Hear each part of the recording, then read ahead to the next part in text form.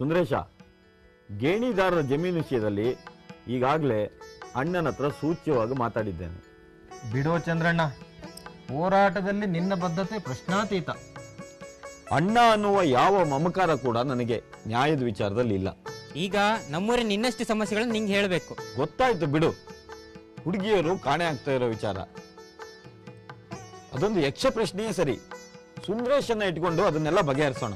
ಅದನ್ನ ನಾನು ನೋಡ್ಕೊಳ್ತೇನೆ ಬಿಡಿ. ಮತ್ತೆ ಪಡಿತರ ಚೀಟಿ ನೀಡೋ ವಿಚಾರದಲ್ಲಿ ನಡೆದಿರೋ ಅವ್ಯವಹಾರನ್ನ ನಮ್ಮ ತಂಡ ಬಯಲಿಗೆಳಿಬೇಕು. ಸುಂದರೇಶ, ಎಲ್ಲವನ್ನು ಮಾಡೋಣ. ಮೊದಲು ನಮ್ಮ ಸಂಘಟನೆಗೆ ಬೆಲೆ ಬರಬೇಕು. ಹೆಚ್ಚೆಚ್ಚು ಯುವಕರನ್ನ ನಮ್ಮ ಹತ್ರ ಸೆಳಿಬೇಕು. ಅವರಿಗೆ ಹೋರಾಟದ ಕಿಚ್ಚನ್ನ ಹಚ್ಚಬೇಕು.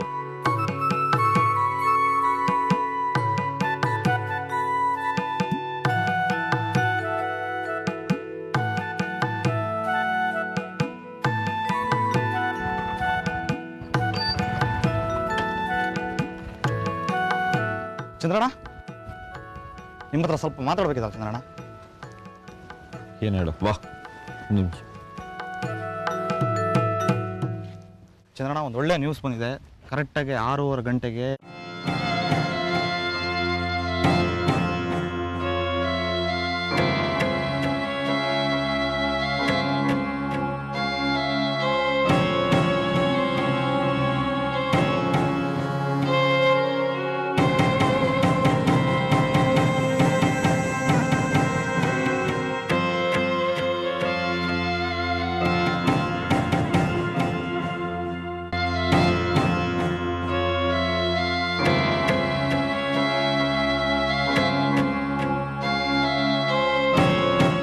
ಯಾವುದೇ ಕಾರಣಕ್ಕೂ ಇದರೊಳಗೆ ಯಾವ ವ್ಯತ್ಯಾಸಗಳು ಆಗಬಾರ್ದು. ಹಾಗೆ ನೋಡ್ಕೋಬೇಕು.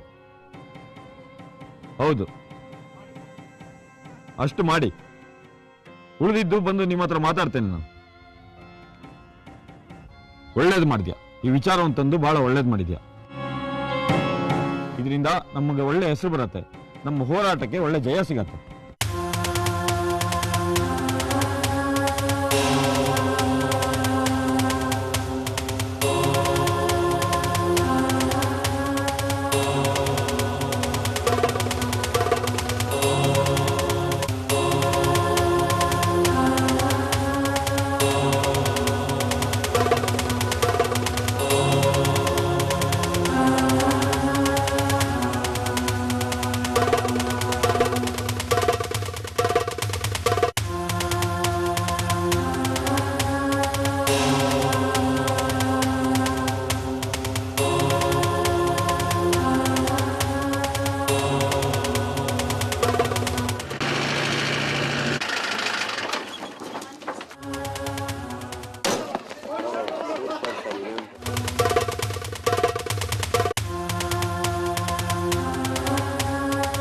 ಕಳ್ಳನ ಮಕ್ಕಳು ಓಡಾಗ್ಬಿಟ್ರು. ನೋಡಿ ಗಾಡಿ ಒಳಗೆ ಏನಿದೆ.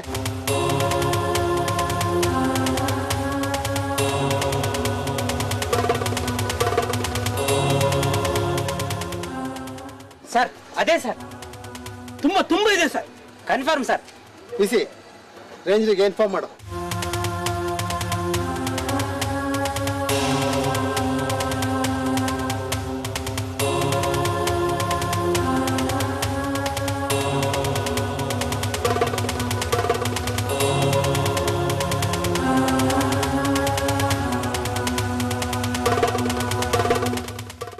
ಅಂತೂ ನಿನ್ನೆ ಪೊಲೀಸ್ನವ್ರ ಗಂಧ ಹಿಡ್ದೇ ಬಿಟ್ರಲ್ಲ. ಸುಂದರೇಶ, ನೀನು ಹೇಳು ಹೊಡ್ತಾ ನೋಡಿದ್ರೆ ಆ ಗಂಧ ಹಿಡಿಸಿದ್ದೇ ನೀನನ್ನೋ ಒಂದು ಗುಮಾನಿ ಆಗ್ತದೆ. ಗಂಧ ಹೊಡೆದವ್ರ ಬಗ್ಗೆ ಇನ್ಫಾರ್ಮೇಶನ್ ಕೊಟ್ಟಿದ್ದು ಯಾರು ಗೊತ್ತಾ? ಗೊತ್ತಿಲ್ಲ. ಗಂಧ ಹೊಡೆದವ್ರ ಬಗ್ಗೆ ಇನ್ಫಾರ್ಮೇಶನ್ ಕೊಟ್ಟಿದ್ದು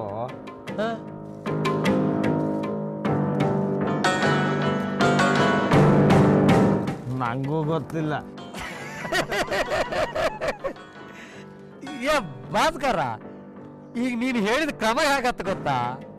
ಒಂದು ಆಟಂ ಬಾಂಬಿಗೆ ಕಾಗದ ಸುತ್ತಿ ಸುತ್ತಿ ಸುತ್ತಿ ಸುತ್ತಿ ಅದಕ್ಕೆ ಬೆಂಕಿ ಕೊಟ್ಟ ಈಗ ಹೊಡ್ತದೆ ಅಂತ ಕಾದ್ ಕೂತ್ಕೊಂಡಾಗ ಈ ಗಂಧ ಹೊಡಿಸಿದ್ದು ಬೇರೆ ಯಾರು ಅಲ್ಲ, ನಮ್ಮ ಚಂದ್ರಣ್ಣ. ಅವನಿಗಲ್ದೆ ಆ ಧೈರ್ಯ ಬೇರೆ ಯಾರಿಗಿದೆ ಅಂತ ಬೇಕಲ್ಲ. ಹಾಗಾದ್ರೆ ಈ ಚಂದ್ರನ ಭಯಂಕರ ಲೀಡ್ರ್.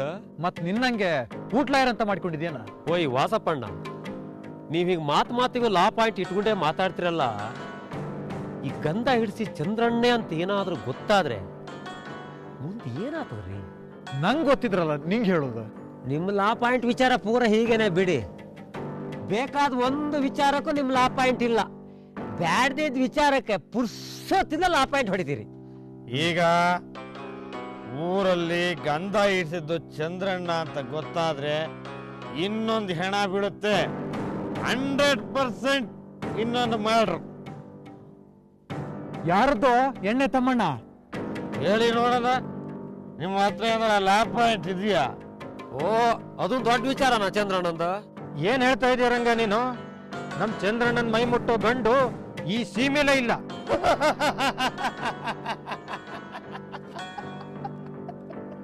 ಸ್ಟಾಪ್.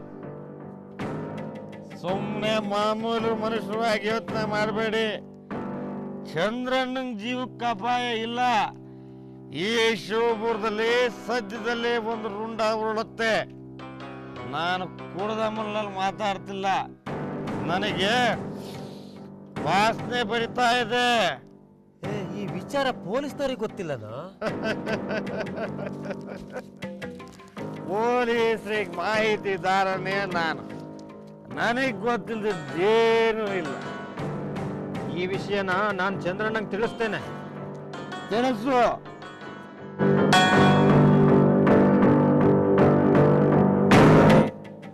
ನನ್ನ ಮಾತು ಸುಳ್ಳು ಅಂತಲೇ ತಿಳ್ಕೊ. ನಾನು ಹೇಳಿದ ಘಟನೆ ನಡೆದ ಮೇಲೆ ನಿನಗೆ ಜ್ಞಾಪಕಕ್ಕೆ ಬರುತ್ತೆ.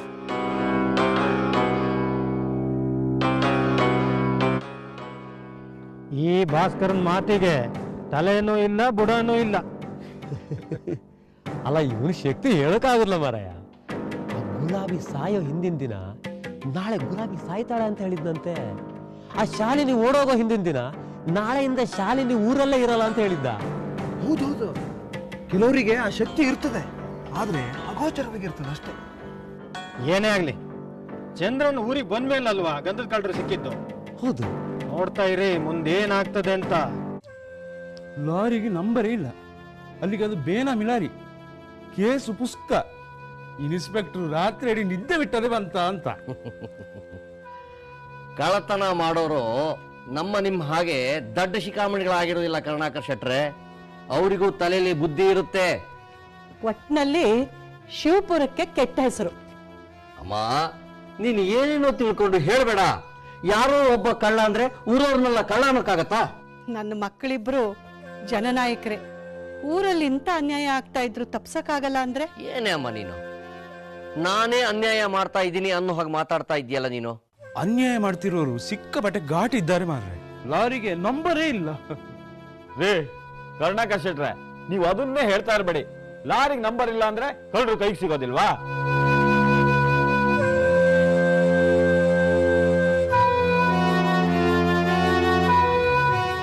ಏನ್ರಿ ಶೆಟ್ರೆ, ಲಾರಿಗೆ ನಂಬರ್ ಇಲ್ದಿದ್ರೇನು ಚಾಸಿ ನಂಬರ್ ಇಂದ ಗಾಡಿ ಇಂತೋರ್ದೆ ಅಂತ ಕಂಡಿಡಿಬೋದಲ್ಲ?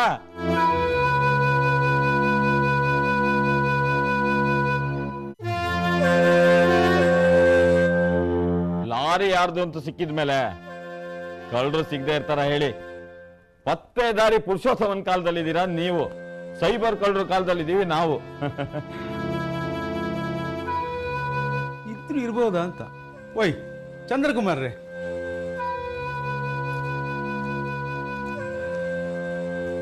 ಅಲ್ಲ ರೀ, ಚಂದ್ರಪ್ಪನ ಮಾತಿಗೆ ನೀವ್ಯಾಕೆ ಬೆಚ್ಚ ಬೀಳ್ತಾ ಇದ್ದೀರಿ? ಅದೇನೋ ಹೇಳ್ತಾರಲ್ಲ, ಕುಂಬಳಕಾಯಿ ಕಳ್ಳ ಅಂದ್ರೆ ಹೆಗ್ಲು ಮುಟ್ಟು ನೋಡ್ಕೊಂಡ್ರಂತೆ, ಹಾಗಾಯ್ತು. ಕಳ್ಳನ ಮನಸ್ಸು ಹುಳ್ಳುಗೆ ಅಂದಾಗೆ ನಿನಗೆ ಯಾವಾಗ್ಲೂ ನನ್ನ ಮೇಲೆ ಅನುಮಾನ ಕಣೆ. ಹೋಗೆ ಒಳಗೆ, ಹೋಗೆ ಕೆಲಸ ನೋಡೆ, ಹೋಗೆ. ಅದ್ಯಾಕೋ ಅನುಮಾನ ರೀ?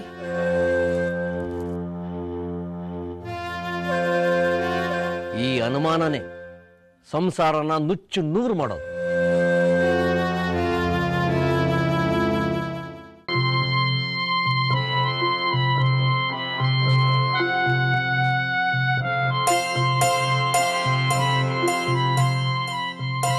ಹಲೋ, ಇತ್ಲ ಕಡೆಯಿಂದ ನಾರಾಯಣ ಸ್ವಾಮಿ ಮಾತಾಡೋದು.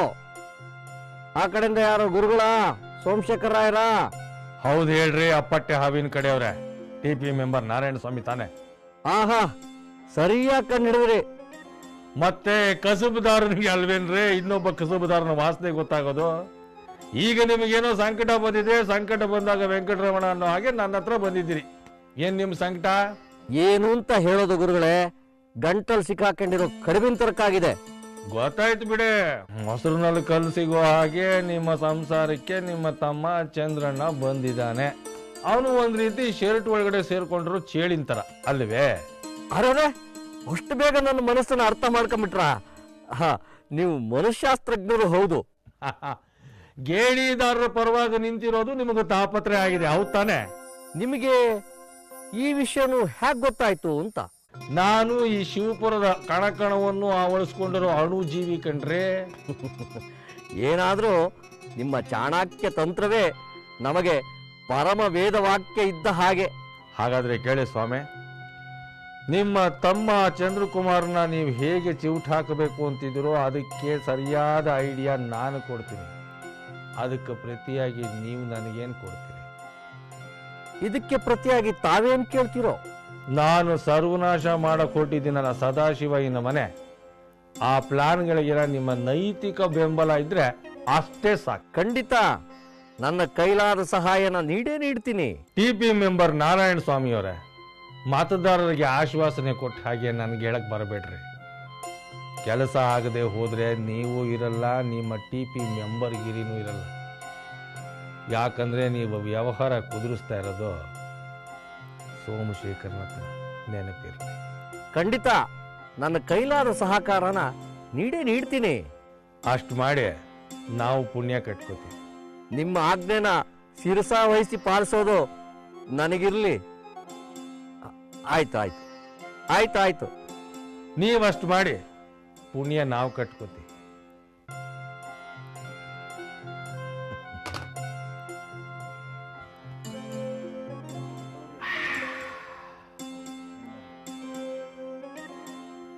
ಸೋಮಶೇಖರಯ್ಯ,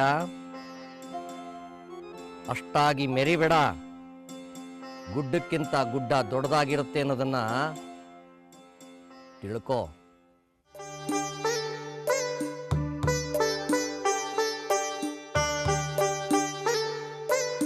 ಅಣ್ಣ, ನೀನು ನಾನು ಹೇಳಿದ್ದನ್ನ ಸೀರಿಯಸ್ ಆಗಿ ತಗೊಂಡಿಲ್ಲ. ಏನೋ ಅದು ಎಲೆಕ್ಷನ್ ಅಲ್ಲಿ ನಿನಗೆ ಸಪೋರ್ಟ್ ಮಾಡೋದಾ? ಅಲ್ಲ, ದೇವಸ್ಥಾನದ ಗೇಣಿದಾರರ ಜಮೀನು ಪತ್ರಗಳ ವಿಷಯ. ನೋಡೋ, ಅದು ನಮ್ಮ ಫ್ಯಾಮಿಲಿಗೆ ಅನುಕೂಲ ಆಗುತ್ತೆ. ಈ ವಿಷಯದಲ್ಲಿ ನೀನು ಖ್ಯಾತೆ ತೆಗಿಬೇಡ. ಅದರಿಂದ ನಮ್ಗೆ ಅನುಕೂಲ ಆಗಲ್ಲ. ದೇವಸ್ಥಾನ ಜಾಗದಲ್ಲಿ ಹೆಣ್ಣು ಹೆಂಡ ಅಂತ ಹೇಷರವ ನಡೆದ್ರೆ ದೇವರಿಗೆ ಅಪಮಾನ ಆಗತ್ತೆ. ಇವತ್ತು ನಿನ್ನ ಹತ್ರ ರೆಸಾರ್ಟ್ ವಿಚಾರ ಮಾತಾಡಿರೋರು ನಾಳೆ ಅದನ್ನ ಅಮೆರಿಕ ಕಂಪ್ನಿಗೆ ಮಾರ್ತಾರೆ. ನೀ ಸುಮ್ಮನೆ ಪುಸ್ತಕದ ಬದನೆಕಾಯಿ ಉದುರಿಸಬೇಡ. ಜಾಗತೀಕರಣ, ವಿದೇಶಿ ಸಂಸ್ಕೃತಿ ಅಂತೆಲ್ಲ ಭಾಷಣ ಮಾಡೋ ನಿಮಗೆ ನೀವು ಹುಡ್ಕೊಂಡಿರೋ ದಾರಿ ಬದುಕೋದಕ್ಕೆ ಅಷ್ಟೇ. ದೇವಸ್ಥಾನ, ಅದರ ಧರ್ಮದರ್ಶಿತ್ವ ಇದೆಲ್ಲ ನಿಂಗೆ ಬದುಕೋ ದಾರಿಗಳಾಗಿಲ್ವಾ? ಆಗ ಬ್ರಿಟಿಷರೇ ಭಾರತ ಬಿಟ್ಟು ತೊಲಗಿ ಅಂತ ಹೇಳಿದ್ವಿ. ಈಗ ಜಗತ್ತಿನ ಅಣ್ಣನ ಸ್ಥಾನದಲ್ಲಿರೋ ಅಮೆರಿಕ ಶಿವಪುರದ ದೇವಸ್ಥಾನದ ಹತ್ರ ಬಂದು ನಿಂತಿದೆ.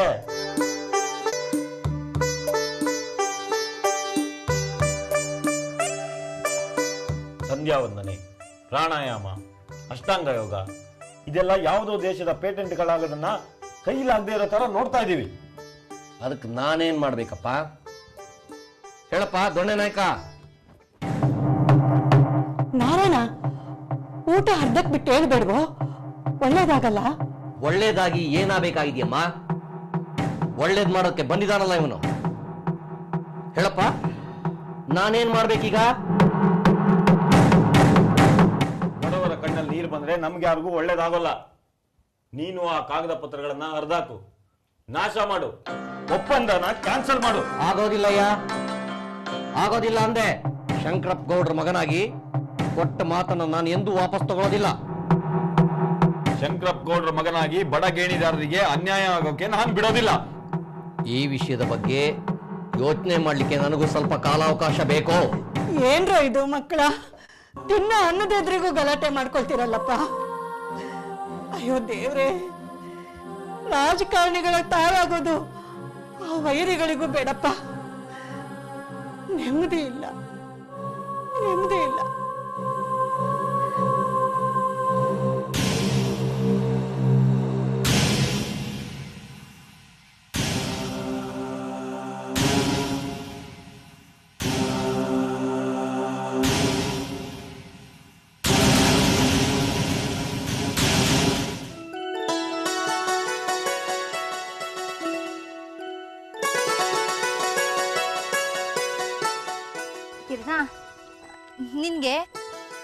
ಸಂತೋಷದ ಸಂಗತಿ ಹೇಳ್ಬೇಕು. ನಂಗೆ ಚೆನ್ನಾಗಿ ಗೊತ್ತು. ಗೊತ್ತಾ? ಏನದು? ನೀನೇ ಹೇಳು. ಇಲ್ಲ, ಮೊದ್ಲು ಹೇಳು. ನೀನು. ನೀನು. ಲೇಡಿ. ಇಲ್ಲ, ಜೆಂಟ್ಸ್ ಫಸ್ಟ್. ನೀನು ಹೇಳಿದ್ಮೇಲೆ ಮುಗ್ದೇ ಹೋಯ್ತು. ಕಾವ್ಯ, ಇತ್ತೀಚೆಗೆ ನನಗೆ ನಿನ್ನ ಮೇಲೆ ಪ್ರೀತಿ ಜಾಸ್ತಿ ಆಗ್ತಾ ಇದೆ. ನಾನು ಇಡೀ ಮೈಮನಗಳನ್ನ ನೀನು ಆವರಿಸ್ಕೊಂಡ್ಬಿಟ್ಟಿದೆ. ಹೌದಾ? ಎಲ್ಲಿ ಕೈ ಕೊಡು ನೋಡೋಣ. ಹೌದು ಕಣೋ, ಕಾವ್ಯ ಕಾವ್ಯ ಕಾವ್ಯ ಕಾವ್ಯ ಕಾವ್ಯ ಅಂತ ಹೇಳ್ತಿದೆ. ನಾನೆಷ್ಟು ಅದೃಷ್ಟವಂತೆ ಅಲ್ಲ? ನಾನು ಕೂಡ. ಅದು ಸರಿ, ಅದೇನೋ ಹೇಳಬೇಕು ಅಂತಿದ್ಯಲ್ಲ, ಅದೇನೋ? ನನಗೆ ರಾಘಣ್ಣ ಸಿಕ್ಕಿದ್ರು. ಬರೇ ಸಿಕ್ಕಿದ್ ಮಾತ್ರ ಅಲ್ಲ, ನಿನ್ ಬಗ್ಗೆ ಸಿಕ್ಕಾಪಟ್ಟೆ ಪುಕಾರ್ ಮಾಡಿದ್ರು. ಎಲ್ಲ ನೆಗೆಟಿವ್ ಪಾಯಿಂಟ್ಸ್.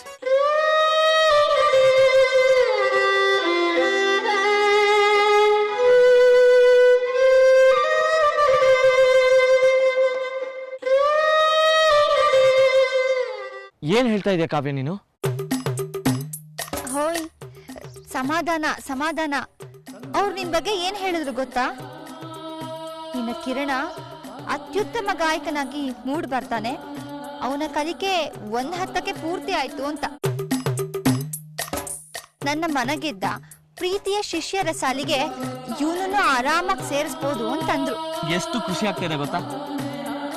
ಎಷ್ಟು ಖುಷಿ? ಇಷ್ಟು ಅಂತ ಹೇಳಿದ್ನಲ್ಲ, ಅಷ್ಟು ದೂರನ?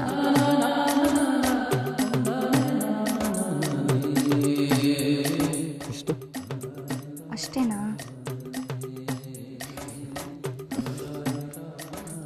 ಈಗ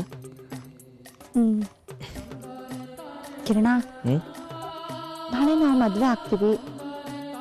ಆ ದಟ್ಟವಾದ ಕಾಡಲ್ಲಿ ನಮ್ಗೊಂದು ಪುಟ್ಟ ಗುಡಿಸಲು ಮಾಡ್ಕೊಂಡು ನಾವಿರೋದು. ಕೆಳಗೆ ಹಳ್ಳ ಹರಿತಿರುತ್ತೆ. ನೀನು ರೈತನಾಗಿರ್ತೀಯ.